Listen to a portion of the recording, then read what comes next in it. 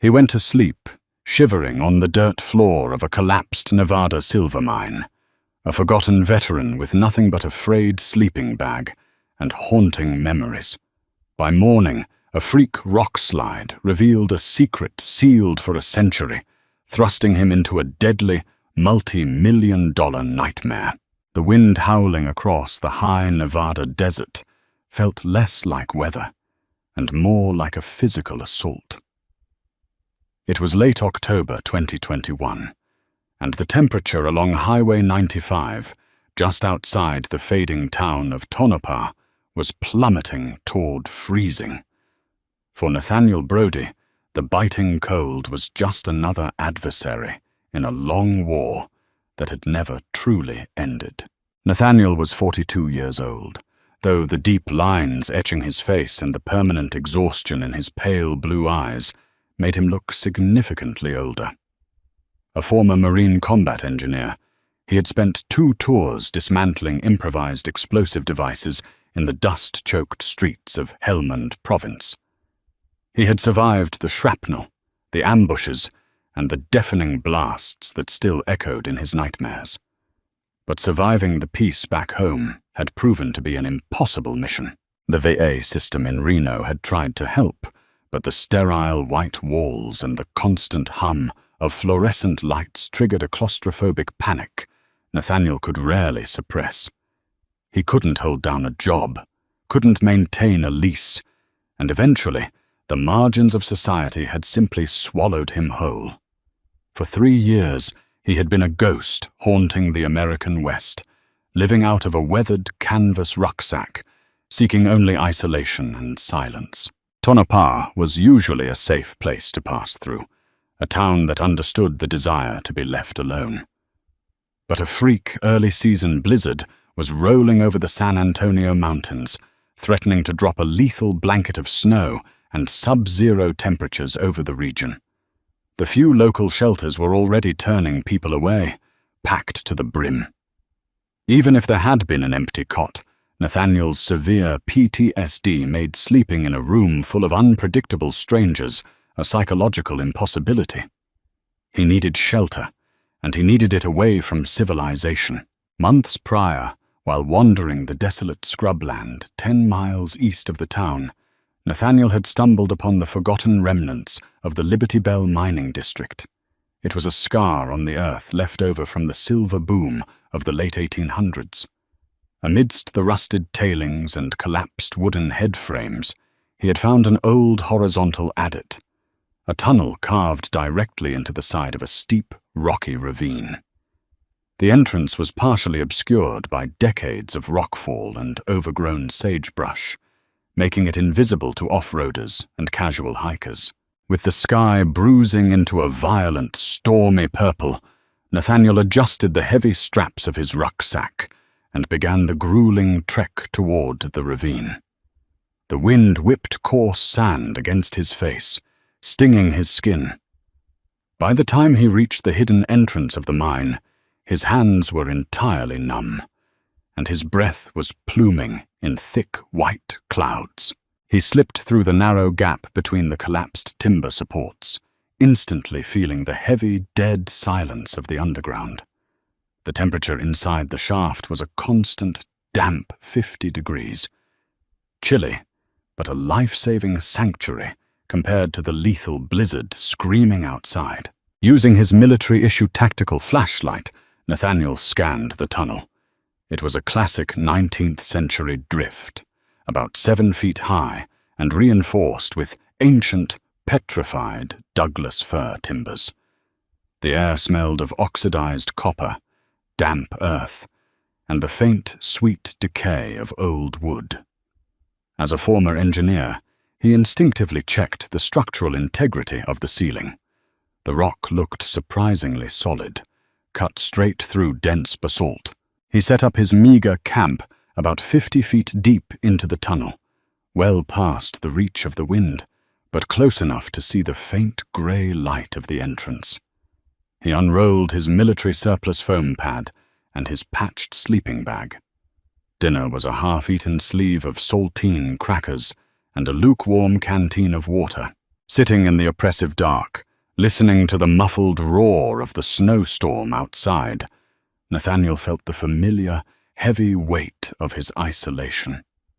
He was a man who had sacrificed his youth and his sanity for his country, only to find himself huddled in a hole in the earth like a stray animal. He wrapped the sleeping bag tightly around his shoulders, closed his eyes and waited for the dawn, praying the mountain wouldn't decide to bury him in his sleep. Nathaniel survived the first night, but the storm did not break. For 36 hours, the blizzard raged across the Nevada high desert, dumping feet of heavy, wet snow. Trapped inside the mine, Nathaniel conserved his flashlight battery and rationing his dwindling water supply. The absolute darkness of the shaft was disorienting, playing cruel tricks on his trauma-wired brain.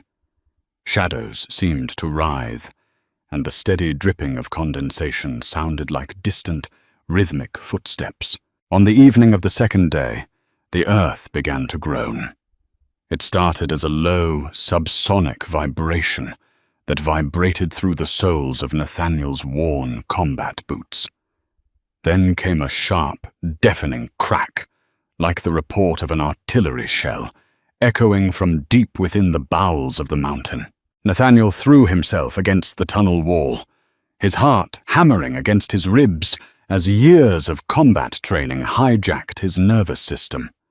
A cloud of thick, choking dust rolled past him, smelling intensely of sulfur and crushed stone. He waited for the ceiling to come down, for the crushing weight of the mountain to end it all. But the final collapse never came. Coughing and waving the dust away, he clicked his flashlight on. The beam cut through the particulate-heavy air. The ceiling above him was completely intact. The collapse hadn't happened overhead. It had happened deeper inside the mine. Curiosity, heavily laced with a survivor's need to secure his perimeter, drove Nathaniel forward.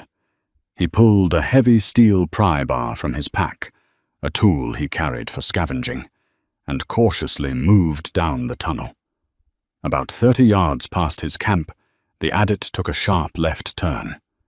When he rounded the corner, he stopped dead in his tracks. The back wall of the tunnel, which had previously looked like a solid dead end of jagged rock, had partially caved in. The heavy snowmelt from the blizzard had seeped through the porous basalt, undermining a cleverly disguised false wall built from stacked stones and plastered with mud. The water had washed away the ancient mortar, causing the entire facade to slump forward. Behind the collapsed rubble, the beam of his flashlight revealed an artificial hollow, a secret secondary chamber that was never recorded on any mining map. Nathaniel climbed over the pile of fallen rocks, his boots crunching loudly in the eerie silence. The air inside the hidden chamber was incredibly stale, untouched by oxygen for over a century. The room was small, roughly 10 by 10 feet, and entirely lined with thick, heavy timbers to prevent any cave-ins. In the center of the room sat 3 massive, iron-banded wooden lock boxes. They were covered in a thick layer of white dust and draped in the brittle, mummified remains of heavy canvas tarps. Nathaniel approached the nearest box, his hands trembling slightly. He knelt in the dirt, wiping the dust away from the heavy iron lid. Faint, stenciled black lettering emerged from the grime. Property of the CC Mint, Transit Batch. 404, 1893. Nathaniel's breath hitched. CC Mint. The legendary Carson City Mint. He wedged the flat edge of his steel pry bar beneath the heavy iron hasp of the lockbox. The ancient padlock, rusted and degraded by a century of subterranean moisture, snapped with a sharp, brittle crunch. Nathaniel threw his weight into the bar, prying the heavy lid upward. Its rusted hinges shrieked in protest before the lid finally slammed backward against the cavern wall. Nathaniel aimed his flashlight into the box, and the reflection nearly blinded him. It wasn't raw, unrefined silver ore. The box was packed to the brim with tightly bound, wax-sealed canvas sacks, several of which had rotted open over the decades. Spilling out of the torn fabric was a mountain of pristine, uncirculated Morgan silver dollars. But that wasn't what made Nathaniel's heart stop. Nestled beneath the silver were dozens of dull, heavy, rectangular bricks. Gold bullion. Nathaniel reached out, his calloused, freezing fingers closing around one of the bricks. He lifted it. It weighed nearly 25 pounds, incredibly dense and remarkably cold. Stamped into the face of the gold was the undeniable seal of the United States assayer. He was looking at a fortune. Based on the sheer volume of the 3 crates, there had to be millions of dollars in rare historical coins and raw gold sitting in the dirt. His mind raced, trying to piece together the history. In the late 19th century, stagecoach robberies were rampant across the Nevada territory. Outlaws would often hijack bullion shipments destined for San Francisco, hiding the loot in abandoned mine shafts with the intention of returning when the heat died down. Whoever had hidden this staggering fortune had sealed the wall perfectly, only to likely meet their end at the end of a sheriff's rope or in a barroom gunfight, taking the secret of the location to their grave. For 10 minutes, Nathaniel just sat in the dirt, holding the gold brick. The reality of the situation crashed over him in terrifying waves. He was a homeless veteran with no fixed address, no bank account, and no legal claim to the land he was trespassing on. If the authorities found out, the government would seize every single coin, and he would likely be arrested for looting historical artifacts. If word got out to the wrong kind of people, he would simply be murdered, his body left to rot in the very shaft where he found the treasure. He needed a plan. He needed to extract just enough to get himself on his feet, find someone trustworthy to fence it, and figure out how to launder the rest without drawing the attention of the federal government or the ruthless criminal elements that operated out of Las Vegas. Nathaniel carefully placed the gold bar back into the chest and closed the lid. He needed to pack his camp and camouflage the collapsed wall as best he could until he could return with a vehicle and proper equipment. He turned around to head back to his camp, swinging his flashlight beam toward the tunnel entrance. The beam swept across the dusty floor of the adit, and Nathaniel froze. Adrenaline flooded his system, completely overriding the awe of the treasure. There, clearly imprinted in the thick, undisturbed dust of the tunnel floor, was a fresh boot print. It was a heavy, lug-soled tread, modern, expensive, and far too large to be his own. It was pointed directly toward the hidden chamber. Worse, just a few feet away from the footprint, resting on a rock outcropping, was a small, black object that hadn't been there an hour ago. Nathaniel slowly approached it, his hand instinctively dropping to the heavy tactical knife strapped to his thigh. It was a modern, high-end digital radio communicator. Its small green LED light was blinking silently in the dark. Someone else was in the mine, and they already knew what was behind the wall. Nathaniel's thumb moved with practiced, mechanical precision, instantly clicking off his tactical flashlight.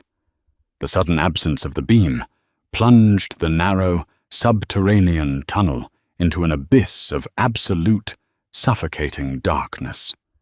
His breathing slowed to a barely perceptible rhythm, an automatic physiological response drilled into him during his tours in the deadly, labyrinthine alleyways of Helmand Province. The overwhelming rush of finding the lost Carson City Mint treasure evaporated, instantly replaced by the icy, hyper-focused clarity of a combat veteran entering a hostile engagement. He was trapped in a single-entry fatal funnel, Whoever had dropped that high-end digital radio communicator was between him and the only exit. Crouching low against the freezing, damp rock wall, Nathaniel strained his ears, separating the natural sounds of the groaning mountain from the artificial noises of human intrusion.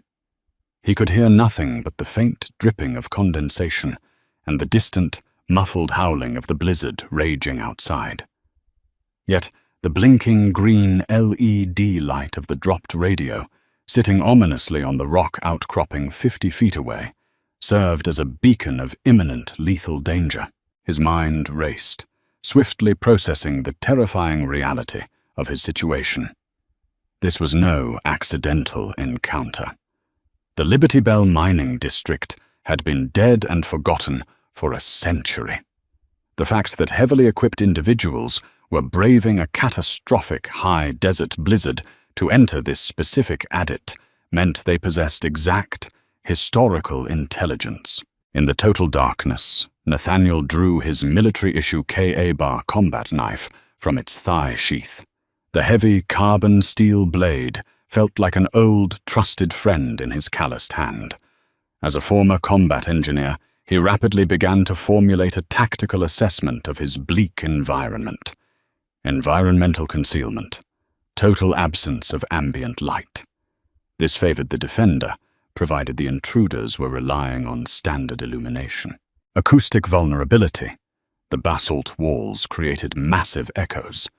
Any misstep on the loose, rocky tailings would broadcast his exact position like a gunshot. Structural integrity. Severely compromised. The recent secondary collapse proved the centuries-old Douglas fire support timbers were under immense failing pressure from the heavy snowmelt above. Ammunition and armament. Nathaniel was completely unarmed save for a 7-inch blade and a heavy steel prybar. The intruders were undoubtedly carrying firearms. Suddenly, the suffocating silence was violently broken. A sharp, distinct burst of static erupted from the black radio resting on the rocks, followed immediately by a harsh, synthesized voice breaking through the encrypted frequency. Bravo 2, this is actual. We found his primary camp near the entrance. Rucksack, military surplus gear, 0 signs of a vehicle outside. It's just one transient. The blizzard must have driven him underground. We are moving to secure the primary target zone. If he interferes, terminate him and leave him in the shaft. Acknowledge. Nathaniel's blood ran cold, yet his heart rate remained remarkably steady. The transmission confirmed his worst fears. These were not amateur scavengers or lost hikers. They were highly organized, heavily financed, and operating with a brutal paramilitia mindset. The term primary target zone meant they definitively knew about the fake wall and the millions of dollars in uncirculated Morgan silver and Asaya gold resting behind it. A moment later, a terrifying realization washed over him. The intruders hadn't turned on any flashlights. The tunnel remained pitch black, yet the radio transmission indicated they were actively advancing down the shaft. There was only one tactical explanation for moving aggressively through total darkness in a collapsed mine. They were equipped with thermal or night vision optics. To them, the pitch-black tunnel was glowing in stark monochrome green or thermal heat signatures. If Nathaniel remained stationary, his own body heat would light him up like a flare on their scopes. He had to move, and he had to alter the environment to neutralize their immense technological advantage. Dropping to his hands and knees, Nathaniel crawled backward toward the hidden chamber, his fingertips lightly tracing the jagged grooves of the mine wall to guide him. The air grew thicker, heavy with the ancient, undisturbed dust of the collapsed false wall. As he reached the threshold of the secret treasure room, he realized he could not simply fight his way out. He had to use the mountain itself as his primary weapon. He vividly recalled the layout of the old Douglas fir timber sets that supported the main tunnel ceiling just outside the treasure chamber. Combat engineers were trained specifically to understand load-bearing architecture, primarily to demolish it efficiently. Nathaniel knew what he had to do. It was a terrifying, suicidal gamble, an engineer's gambit. He would trigger a localized cave-in, precisely calculated to crush the intruders, bury the primary tunnel, and hopefully leave the small treasure chamber intact. It would mean entombing himself with the millions in gold, relying entirely on the fragile hope that he could dig his way out through the fresh rubble before the oxygen supply ran out. He gripped his heavy steel pry bar, positioning himself directly beside the splintered left vertical stull. He pressed his back tightly against the cold stone, regulating his breathing, preparing to bring the mountain down. Faintly, over the sound of his own heartbeat, he heard the unmistakable crunch of heavy tactical boots stepping onto loose gravel. They were closing in. The intruders advanced with agonizingly slow, deliberate precision. Through the heavy, sulfur-tinged darkness, Nathaniel could faintly smell the sharp, distinct metallic odor of modern gun oil and the synthetic scent of high-grade tactical gear. They were mere yards away, just around the final sharp bend of the adit. "Actual, this is Bravo 2, a low, gruff voice whispered from the darkness just around the corner. "I have heat signatures in the dust, fresh prints. The transient found the breach. He's inside the secondary chamber." "Understood," came the chillingly calm reply through a nearby earpiece. "Switching from thermal to active infrared illumination. Flashbang the room, clear the transient, and secure the transit boxes. We have a 3-hour window before the storm breaks and the local plows hit Highway 95. The mention of active infrared illumination sent a jolt of urgency through Nathaniel's nervous system. If they switched their night vision goggles to active IR, they would flood the tunnel with invisible light, instantly exposing his position behind the wooden support timber. His window of opportunity was rapidly closing to a matter of seconds. He didn't wait for the flashbang. Channeling every ounce of his raw, adrenaline-fueled strength, Nathaniel swung the heavy steel pry bar like a baseball bat, aiming perfectly for the rotted, splintered base of the left vertical stull. The heavy iron bar collided with the ancient Douglas fir with a deafening, catastrophic crack that echoed like thunder throughout the subterranean cavern. The structural failure was instantaneous and violently spectacular. The removal of the critical load-bearing timber caused the massive overhead crossbeam to snap completely in half under the immense weight of the mountain above. Thousands of pounds of loose basalt, shale, and heavy, wet earth instantly poured through the ceiling in a lethal, crushing waterfall of stone and dust. The violent cascade of rock completely obliterated the tunnel just 10 feet in front of Nathaniel, filling the air with a blinding, choking cloud of pulverized minerals.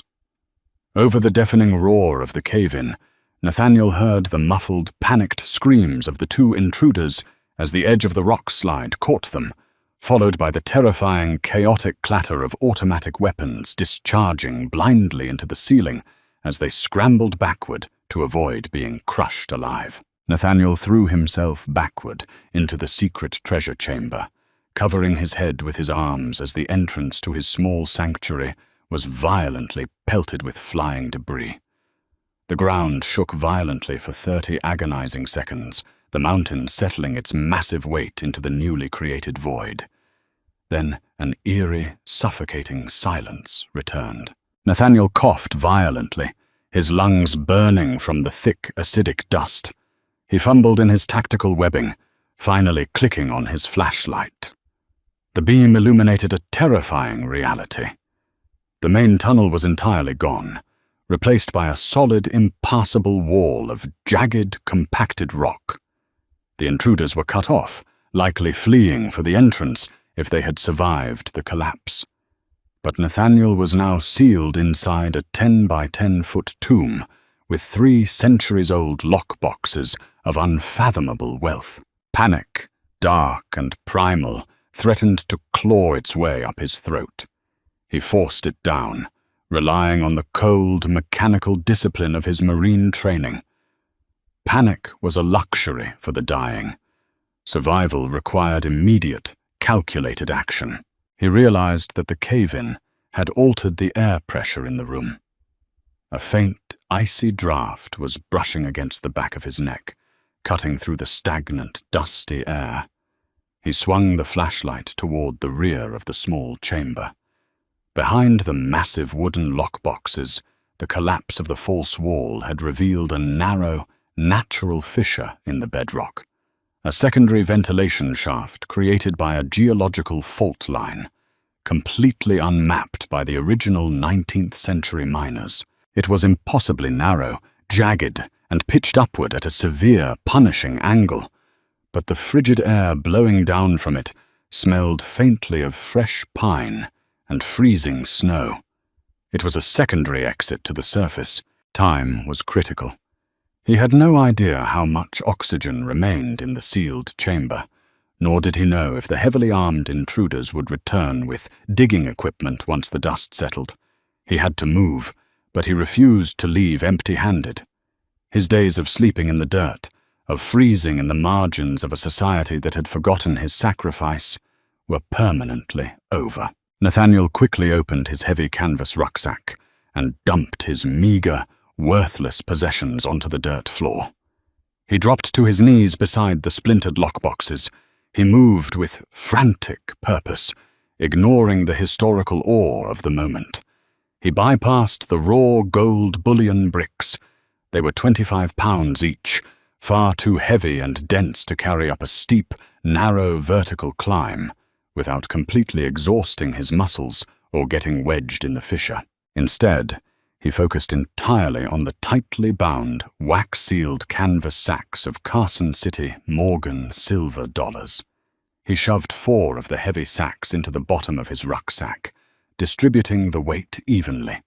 Each sack likely held hundreds of pristine, uncirculated coins, each potentially worth tens of thousands of dollars to the right collector. The total weight was nearly 40 pounds, a punishing burden, but manageable for a man accustomed to carrying heavy explosive ordnance across the Afghan desert. Slinging the heavy pack over his shoulders, he fastened the sternum strap tight across his chest. He approached the narrow fissure, squeezed his broad shoulders into the jagged gap, and began the agonizing claustrophobic climb toward the surface. For 2 grueling hours, Nathaniel fought his way upward through the mountain. The sharp rocks tore at his clothing and sliced his hands, his muscles screaming in burning agony under the brutal weight of the silver. But the promise of a new life, of true independence and unassailable security, fueled his desperate ascent. Finally, his bleeding hands broke through a layer of hard-packed earth and freezing snow.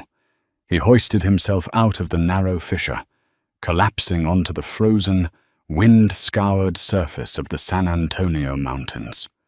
The blizzard had finally broken. The early morning sky above the Nevada desert was a brilliant, blinding, cloudless blue. The frigid air filled his burning lungs, and for the first time in 3 long, agonizing years, Nathaniel Brody felt truly alive. 4 days later, over 400 miles away, Nathaniel walked into the opulent, highly secure offices of Caldwell Numismatics in the heart of Las Vegas. He bypassed the glittering, tourist-filled casino floors and demanded a private meeting with Harrison Caldwell, a legendary, notoriously discreet dealer specializing in rare 19th-century American currency. When Nathaniel unceremoniously dumped the 4 dirt-caked, wax-sealed canvas sacks onto Caldwell's polished mahogany desk, the elderly dealer's eyes widened in sheer, unadulterated disbelief. The pristine, uncirculated Carson City Morgans from the lost 1893 transit batch were a numismatic holy grail. Caldwell, bound by a lucrative non-disclosure agreement and a staggering commission fee, quietly brokered the sale of the coins through a series of anonymous, high-end private auctions over the next 6 months.